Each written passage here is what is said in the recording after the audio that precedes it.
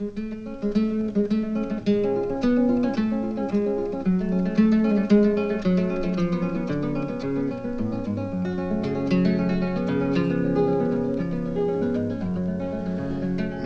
gusta de vez en cuando perderme en un bordoneo, porque bordoneando veo que ni yo mismo me mando.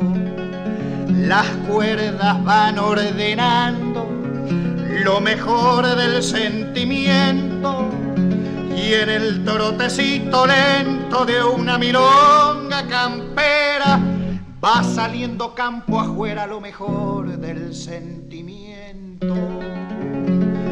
Ninguno debe pensar que vengo en son de revancha.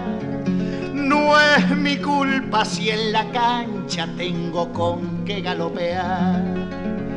El que me quiera ganar, hay tener buen parejero.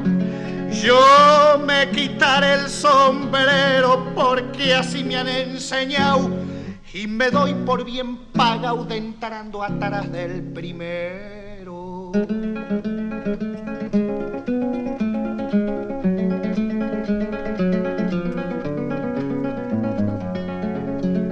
Siempre bajito he cantado porque gritando no me hallo.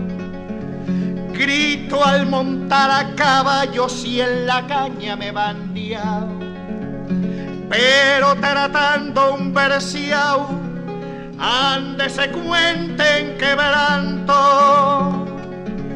Apenas mi voz levanto para cantar despacito, que el que se larga los gritos no escucha su propio canto.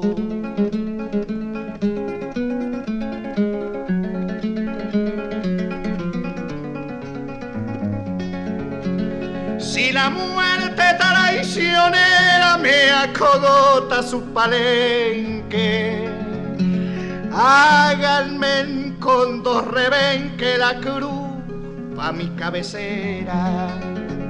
Si muero en mi madriguera, mirando los horizontes, no quiero cruces ni aparontes ni encargos para el eterno. Tal vez pasando el invierno me dé sus flores el monte. Toda la noche he cantado con el alma estremecida, que el canto es la abierta herida de un sentimiento sagrado. A nadie tengo a mi lado, por el que no busco piedad. Desprecio la caridad por la vergüenza que encierra. Soy como el león de las sierras, vivo y muero en soledad.